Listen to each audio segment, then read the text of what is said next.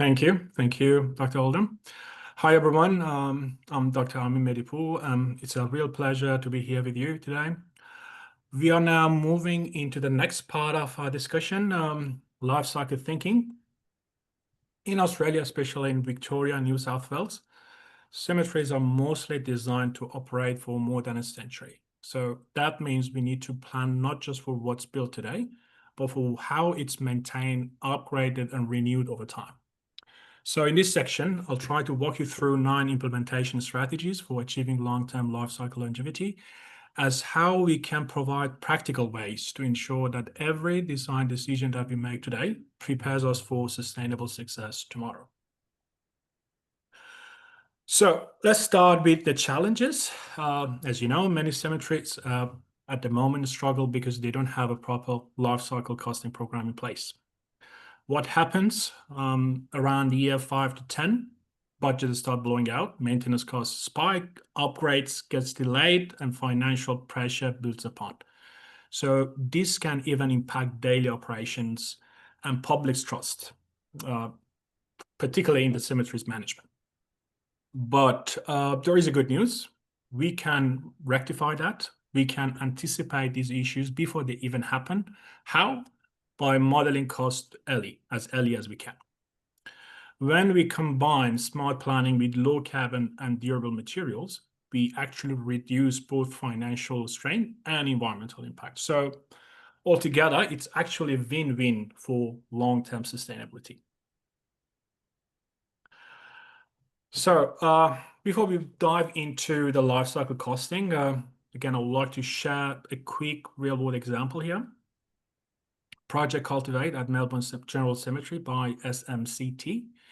In this project, by applying the life cycle costing principles, they have transformed a hard, dry landscape into a cool, welcoming space, simply by recultivating, as you can see here, recultivating all unused surfaces with native grasses. They could dramatically cut irrigation and maintenance costs, saving obviously millions over the long run, while reducing heat across the site. So this case is a great example that shows us how smart life cycle driven design doesn't just make cemeteries greener, they will make them more financially sustainable for decades to come. Life cycle costing. So these are the stages of the life cycle stages during the implementation and during the design. So life cycle is not something you just add at the end. It's a mindset that runs through every stage of a project. And there are, as you can see here, 5 key stages to consider. First, during the design stage, choose durable materials and efficient system so the cemetery performs well from the start. Second, during construction, make sure what is designed is implemented optimally. Then comes operation, maintaining efficiency, safety, and resilience over time. The renewal stage is about planning upgrades so they are expected, not a surprise. And finally, we have decommissioning, ensuring that if assets even needs to be retired, it doesn't create extra costs or chaos. So I'll try to unpack each of these stages in a little bit more detail shortly. Now building on these 5 stages of life cycle costing, or LCC, let's look at the components that need to be costed within each stage. Every cemetery includes at least 5 major elements: lighting, utility, and security elements, digital infrastructure, built forms like chapels, toilets, and of course, green infrastructure. Particularly green infrastructure, because that's a living space itself and it's changing, it's dynamic, and it's very important that we can plan out these dynamic actually elements and components. Each of these stages has its own lifespan and maintenance rhythm. That's why we need to short, medium, long-term life cycle costing, and it needs to be planned right ahead. When we understand how these components age, how they perform, how they renew, we can smartly keep our cemetery safe, functional, and beautiful for generation.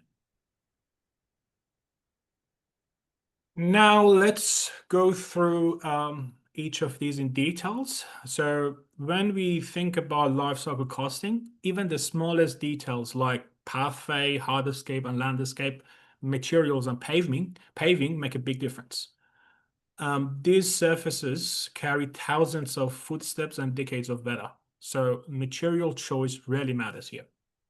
By selecting durable, low maintenance options like permeable pavers or recycled aggregates, we can dramatically reduce repair costs and surface heat while improving drainage. So it's not just a budget win, it's about creating walkways that remain safe, attractive, and sustainable for everyone. So even by small, thoughtful design choices that we could make, we can prevent big financial headaches of tomorrow. When we invest in green infrastructure, we are really investing in financial success of our cemetery. Trees and landscape, as I said, they are like dynamic elements. They have their own life cycles. As you know, they need regular care, like mulching to retain water, pruning to keep canopies healthy, watering during dry periods, and of course, replanting as all the trees reach their limit. So we need to think about these issues. We need to also think about biodiversity as how we can build resilience through healthy mix of the species that reduce maintenance costs over time and, of course, improve the biodiversity of the site. When these actions are built into the life cycle cost, every stage of growth can be funded and can be planned. So the result is a landscape that matures gracefully, providing shade, providing habitat, providing beauty, and providing a living legacy that keeps giving back season after season. Now let's talk about building sustainability because it goes far beyond the initial design. It's really about how a structure performs over decades of weather and daily use. So by planning to reduce or even eliminate recurring costs like cleaning, repainting, or repairing roofs, we can extend a building's lifespan and protect its materials. So some smart, efficient heating, ventilation, air conditioning system, or which could be actually combined with energy-saving lighting, they can significantly cut running costs and carbon emissions. And when we integrate self-sustaining landscape that naturally shade or cool the building, we can also create spaces that almost look after themselves, that are cleaner, that are self-sufficient, that are cool, that are far more cost-effective for the long term. So digital system. Digital infrastructure is as vital as physical infrastructure. It's not enough to have great path or building. We also need to think about how we can promote smart system behind the scenes. So that means planning for software subscriptions, as was mentioned by Gloria previously, data storage and usage, and technology upgrades, just like how we can plan for concrete and steel nowadays. So modern management tools can automatically track irrigation, they can monitor energy use and schedule maintenance. So when we include server expenses and software renewals in our lifecycle planning, everything would run smoother. So the result again would be the cemeteries that are connected, efficient, and are truly future ready. Lighting, utilities, and security.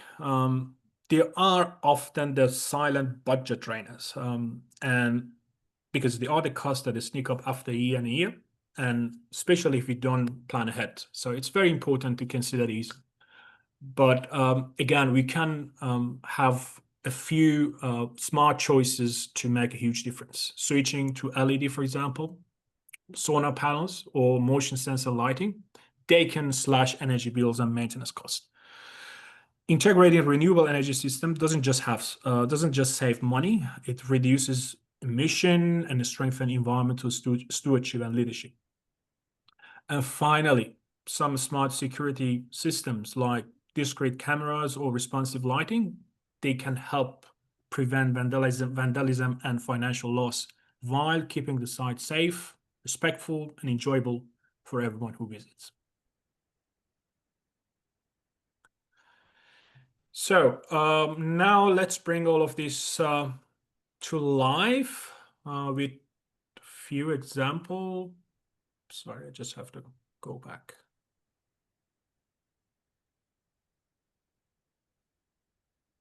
It's out of control. Yeah, okay. As you know, many cemeteries around the world, they have successfully or partially successfully, actually, they have integrated life cycle costing into their operations. So, and the results are just impressive. They've saved millions through predictive maintenance and reuse strategies, and of course, strong community engagement, as discussed earlier by Gulare. And of course, this case in Australia, Springvale Botanical Garden, it's a great example. We mentioned it again earlier. By using native plants, sensor-based irrigation, and transitioning simply from turf to more resilient plant species, they have dramatically reduced water usage and maintenance costs. So it's a powerful reminder for all of us that sustainability and financial resilience go hand in hand when life cycle thinking is embedded from the start. Next slide, Ohlsdorf, Germany, in north of Germany, Hamburg. So it's a harbor town. It's a very famous city in the north of Germany, and it's another brilliant example for this case of how long-term thinking can achieve and how they can be implemented. Over a 15-year period, this project saved millions, around 4 millions, by focusing on life cycle costing. They invested early in energy-efficient lighting, renewable energy system, and resilient planting. So these choices didn't just cut maintenance and energy costs. They also strengthen environmental resilience and, of course, improve visitor experience. So Ohlsdorf proves that when we plan with foresight, cemeteries can become cleaner. They can become safer and financially sustainable for generations to come. And the last case, one of the most famous cemeteries in the world, Père Lachaise in Paris, known globally as a heritage and tourist destination.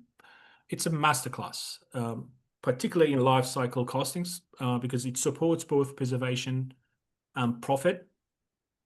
So by planting phased investment and anticipating maintenance issues, they managed to align with high tourism flows, which is very controversial and common to Paris. So eventually they succeeded in translating directly into consistent revenue for both the cemetery and its local partners. And of course, this model is particularly relevant for all the heritage cemetery here in Australia, showing how cultural value and financial sustainability could possibly coexist together. So to wrap up this section, let's step back and look at the bigger picture. Moving from short-term fixes to long-term resilience means embedding life cycle costing into every decision we make is important. It's about designing efficiently, planning for reinvestment, and connecting multiple funding streams to build stability over time. So when cemeteries become multifunctional, they evolve into sustainable public spaces. So the key takeaway from my side is to try to align your design with natural systems, with respect to the cultural heritage, and make LCC thinking part of your organization's agenda. And now I'm delighted to hand over to Dr. Hamed Tawakkoli, an expert cemetery design and landscape architect, who will guide us through the next topic. Over to you, Hamed.